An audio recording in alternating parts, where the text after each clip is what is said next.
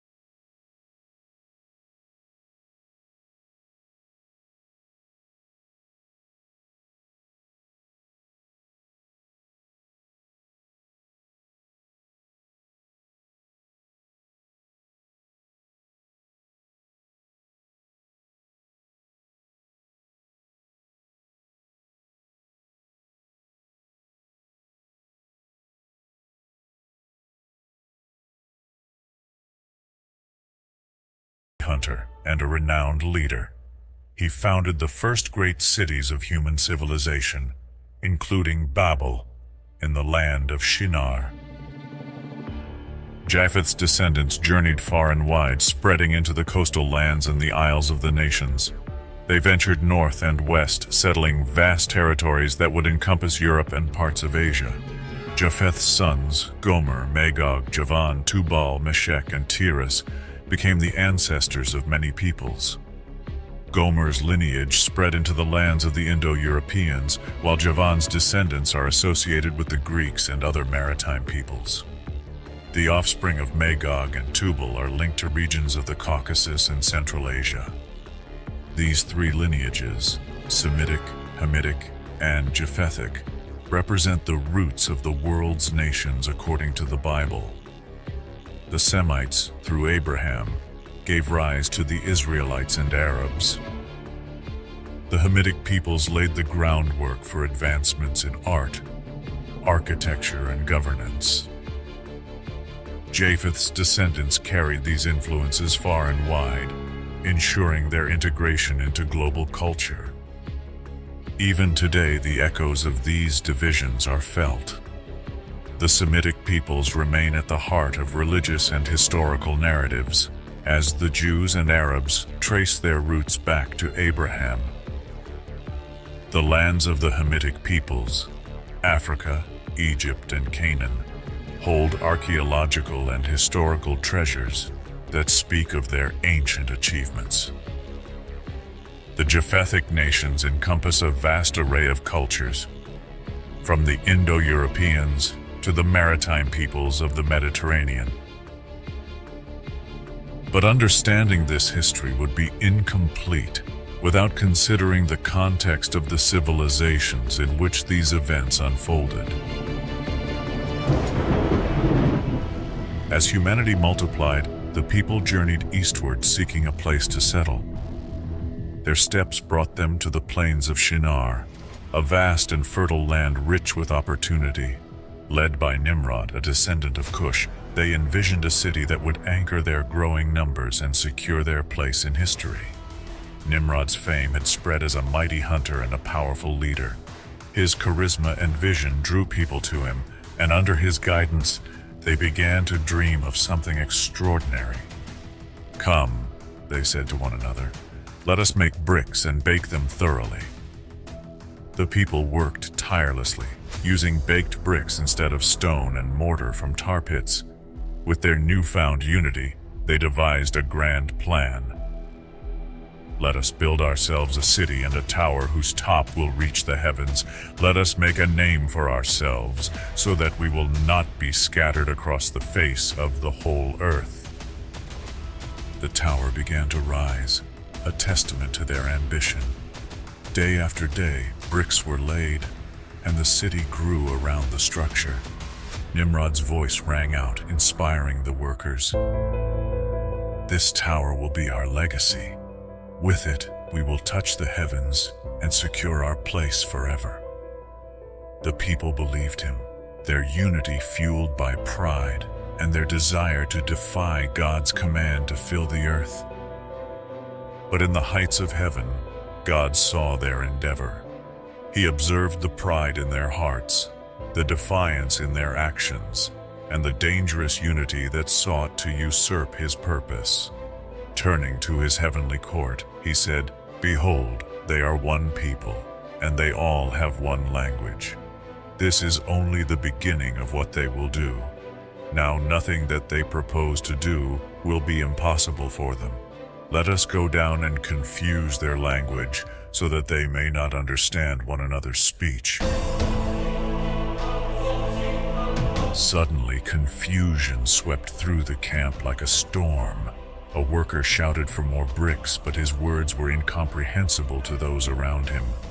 Voices that once harmonized now clashed in a cacophony of foreign sounds. The construction came to an abrupt halt. The once grand city was abandoned, its tower left incomplete. Babel, where God confused their language, became the birthplace of nations, as humanity spread across the world, forming diverse tongues and cultures. Amid this scattering, the family of Terah emerged as a central figure in the unfolding story of humanity. Terah, a descendant of Shem, fathered 3 sons, Abram, Nahor, and Haran. They dwelled in Ur of the Chaldees, a city renowned for its towering ziggurats and bustling trade, a true jewel of the ancient world. For centuries, the Bible and the Torah, specifically the Pentateuch, were the sole sources of information about Ur of the Chaldees. Many dismissed it as a myth, a place existing only in the imagination of ancient writers. This perception persisted until the late 19th and early 20th centuries, when archaeology began to unlock secrets buried beneath the sands of modern-day Iraq.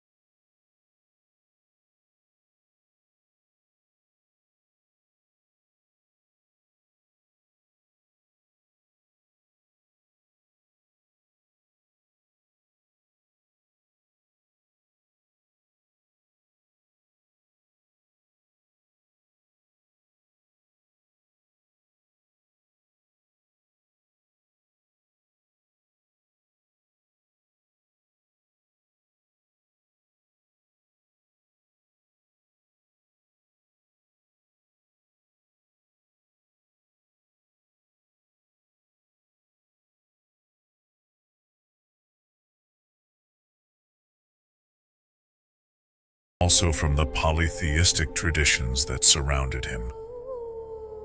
His faith in Yahweh, the creator of all things, set him apart in a world that worshipped the created rather than the creator. This historical and cultural context is crucial for understanding the biblical narrative. It shows how the stories of the Bible stand uniquely apart from the polytheistic mythologies of their time, while simultaneously engaging with them in a shared cultural and historical space. And here's something worth reflecting on. The biblical narrative is enriched when viewed through the lens of historical and archaeological discoveries. If you are a believer, these insights can deepen your faith, grounding it not just in Scripture, but also in the evidence of history. If you are here to study, this knowledge provides a wealth of information that enhances your understanding of the world's earliest civilizations and the stories that emerged from them. The intersection of faith and fact is a journey worth exploring. Stay with us as we uncover these truths, bridging the ancient world with the timeless stories of the Bible. From the ruins of Ur to the deserts of Mesopotamia, we trace the steps of those who carried forward the divine promise. Among them, one man stands at the crossroads of history and destiny, a man called to leave behind the grandeur of his homeland and embrace an uncertain future, guided only by faith.